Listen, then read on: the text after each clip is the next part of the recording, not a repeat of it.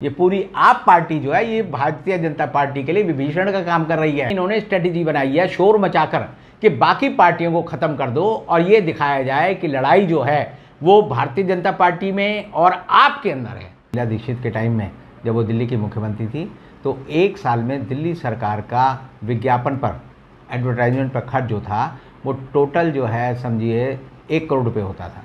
केजरीवाल के टाइम में वह खर्च बढ़कर जो है आज के समय में 560 करोड़ रुपए हो गया।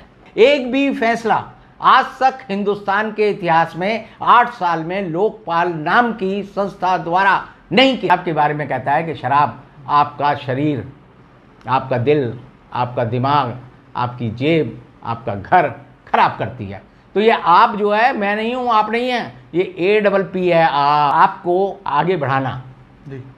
क्यों बीजेपी को सपोर्ट करता है? और अगर आप हिंदुस्तान में सरकार में आ गई तो मैं एक बात कह सकता हूं कि अगर 130 करोड़ लोग देश में हैं तो आप ये मान के चलिए 100 करोड़ लोग इस देश में बेवड़े होंगे, शराब पिएंगे और कोई काम नहीं करेंगे। नमस्कार दोस्तों, हिंद वॉइस में आपका स्वागत है। मैं हूं इकराम, हमारे साथ हैं एडवोकेट रंजीत कुमार जी।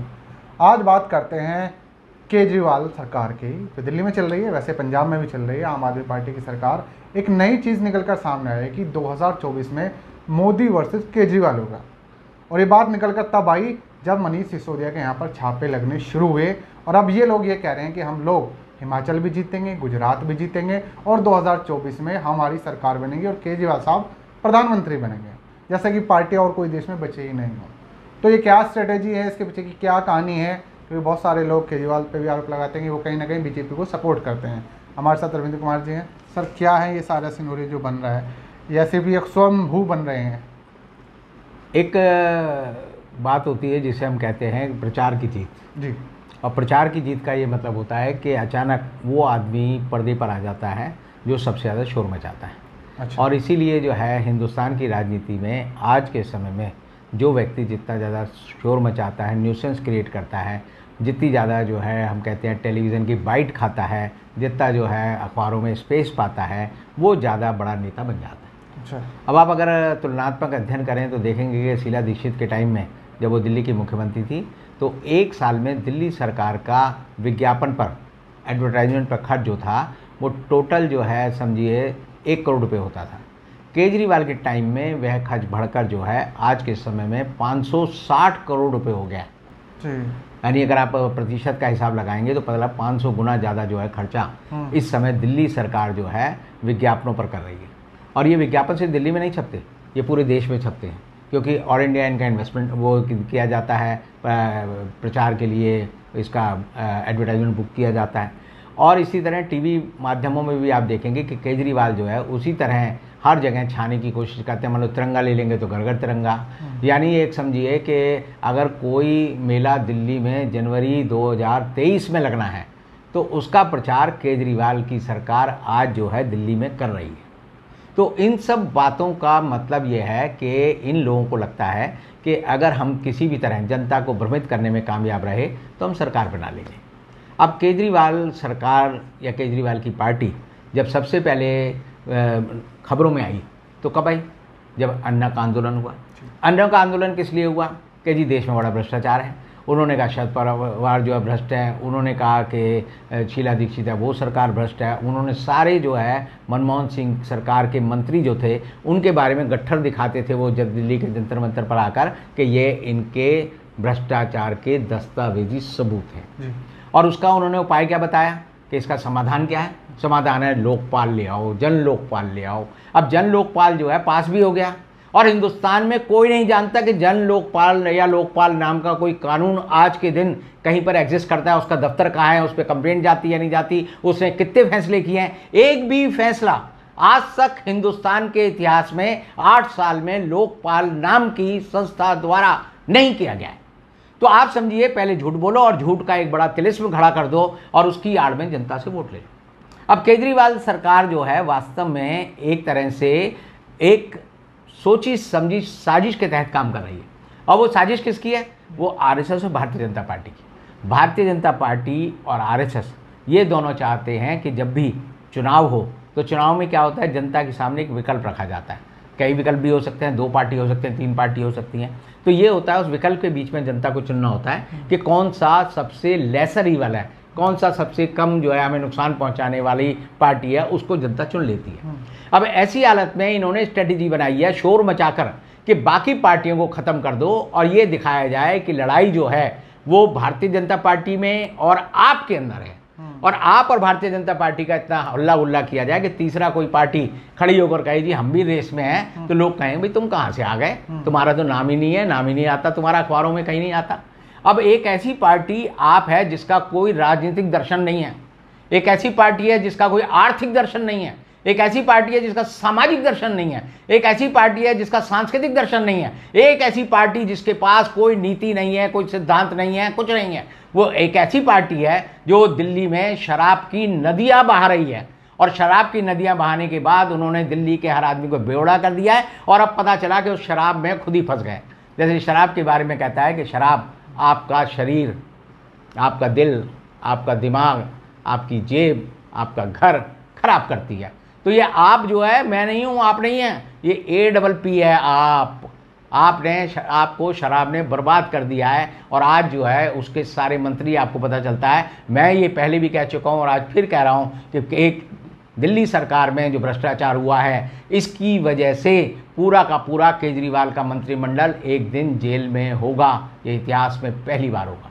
अब सवाल आता है कि आपको आगे बढ़ाना क्यों बीजेपी को सपोर्ट करता है, क्यों उनको अच्छा लगता है कि आप आगे बढ़े? क्योंकि वो चाहते हैं कि देश में जो राजनीति मूल्यों की है, जो सिद्धांतों की है, कम्युनिस्ट पार्टी की है, कांग्रेस की है या क्षेत्रीय दलों की है, उसका नेस्ता नाबूद करने के लिए उन्होंने क्या किया, आपको आगे बढ़ाया।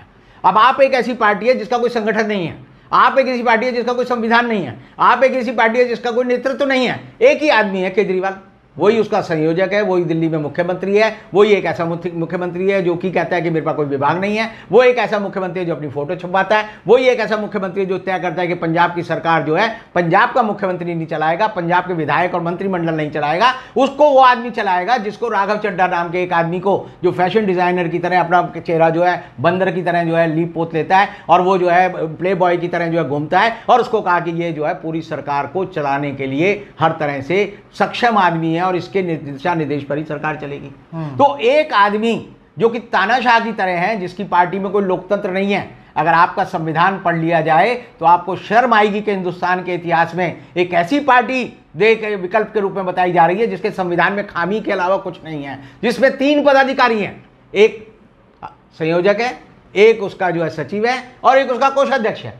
पूरी पार्टी में कोई पदाधिकारी नहीं है, कोई विमर्श नहीं होता, कोई विचार नहीं होता। और उस पार्टी को बीजेपी क्यों बढ़ा रही है? अगर आप हिंदुस्तान और दुनिया का इतिहास पढ़ेंगे तो जब दूसरा विश्व युद्ध 1938 में शुरू हुआ था, तब यह आया था कि एक फ्रेज थी, 5th कॉलम। 5th कॉलम जो थी, स्पेनिश सिविल वॉर जब हुई थी, तो सिविल वॉर में यह हुआ कि वहाँ के एक जनरल थे एमिलो मोला। एमिलो मोला जो है वो कहते थे कि मैड्रिड पर कब्जा कर लेंगे वो लोग जो कि अब वहाँ पर कब्जा करने आ रहे हैं। तो उन्होंने कहा कि वो जब दुश्मन के लोग मैड्रिड पर, स्पेन की राजधानी पर कब्जा करने आए, तो वो जर्नल होते हुए भी वो कहता था कि हमें खतरा है, हम कमज़ोर हैं, हम हारने वाले हैं, हम हर तरह से बर्बाद होने वाले हैं, हम जीत नहीं सकते, हमारे विरोधी आ रहे हैं। और ऐसे लोगों ने क्या किया कि जो बाहर की हमलावर सेना थी, उसने देश के लोगों का मनोबल गिराया, और गिराकर उनके अंदर डर पैदा किया कि तुम हारने वाले हो, तुम हर तरह से हार जाओगे, खत्म हो जाओगे। और ये स्ट्रेटेजी जो है नाजियों ने भी अपनाई और कम्युनिस्टों ने भी अपनाई, और उसका नतीजा ये हुआ कि इनको बोला जाता है कि घर का भेदी लंका ढाए।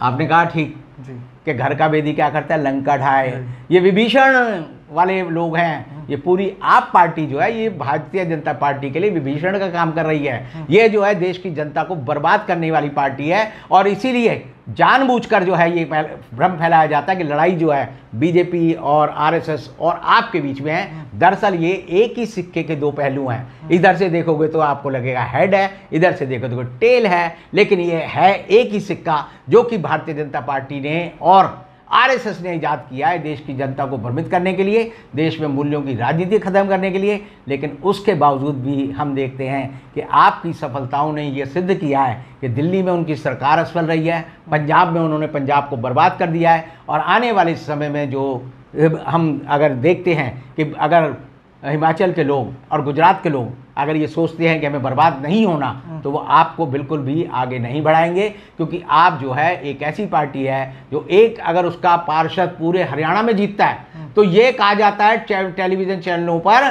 कि आपका खाता खुला। अरे भाई 2000 लोगों ने चुनाव लड़ा, उसमें एक आपका आदमी जीत गया, उससे 100 गुना ज्यादा जो है 153 जो है निर्दलीय जीते। तो आपको ऐसे दिखाएंगे जैसे आप जो है बड़ी तेजी से जो है पूरे हरियाणा पर मीडिया मैनेजमेंट नहीं, ये 5th कॉलम की पॉलिसी है। 5th कॉलम का मतलब है देशद्रोहियों को आगे बढ़ाने की पॉलिसी है, घर के भेदियों को आगे बढ़ाने की और राजनीतिक विमर्श को खराब करने की पॉलिसी है। और अगर आप हिंदुस्तान में सरकार में आ गई तो मैं एक बात कह सकता हूं कि अगर 130 करोड़ लोग देश में हैं तो आप ये मान के चलिए 100 करोड़ लोग इस देश में बेवड़े होंगे, शराब पिएंगे और कोई काम नहीं करेंगे। आपका मकसद यही है कि लोगों को शराब पियो, पिलाओ, बर्बाद करो और उसमें भ्रष्टाचार करो। बहुत बहुत शुक्रिया सर, आपने आम आदमी पार्टी की स्ट्रेटेजी बताई हमें, और उनके मुंह से कहीं ना कहीं एक बार खुद ही निकल गया था कि हमने आपकी दवा का इंतज़ाम कर दिया है, दारू का इंतज़ाम कर दिया। फिर वो रुक गए थे, लेकिन वो बाद में हमें कुछ सालों बाद दिल्ली में दिखा कि वाकई दारू का इंतज़ाम किया गया था, एक के साथ एक फ्री। तो मामला तो था इसके करप्शन का, आबकारी विभाग में जो कुछ हुआ, लेकिन उसको दूसरी तरह से किस तरह से आम आदमी पार्टी ने ढका है और लड़ाई को मोदी वर्सेस केजरीवाल कर दिया है। जनता कहीं ना कहीं भ्रमित है, सच्चाई से रूबरू नहीं हो पा रही थी। रविंद्र कुमार जी ने आप लोगों को बहुत कुछ बताया। नीचे कमेंट कर सकते हैं, वीडियो को ज़्यादा से ज़्यादा शेयर कर सकते हैं। किसी और एपिसोड में इनसे मुलाकात होगी, तब तक के लिए दीजिए इजाज़त।